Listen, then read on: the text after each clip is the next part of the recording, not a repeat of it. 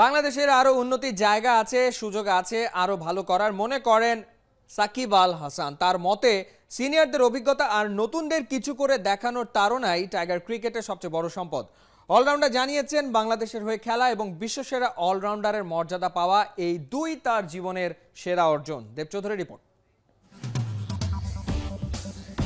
দিন দুয়েক আগে cricket website ESPN Cricinfo Shakib Al হাসানকে নিয়ে একটা ফিচার করেছে, যেখানে সাকিবের ক্যারিয়ারের নানা তথ্য উপাত্ত দেয়া আছে।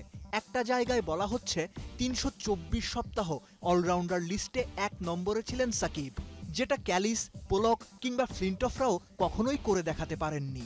যে কোনো বাংলাদেশি এই ভিডিওটা দেখলে, এর তথ্যগুলো জানলে গর্ববোধ করবে, সাকিবের জন্য, বাংলাদেশের জন্য, সাকিব নিজেও। It's always feels better when you are contributing for your team with the bat and ball.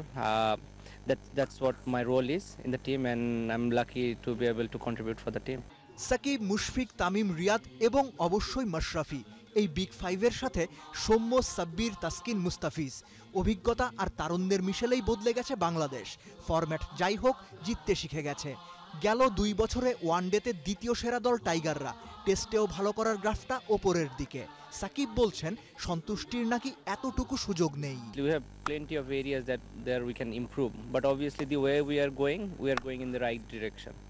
What about the culture in the team? Well, now we are having a very good culture. The cricket culture we know, and guys are very much aware of it, and everyone is aware of their roles as well. So everyone is contributing from their own position. একটা সময় ছিল যখন কালে ভদ্রে জয় দেখত tiger ভক্তরা, সেই সময় বদলেছে। জেতা শুরু করেছে বাংলাদেশ।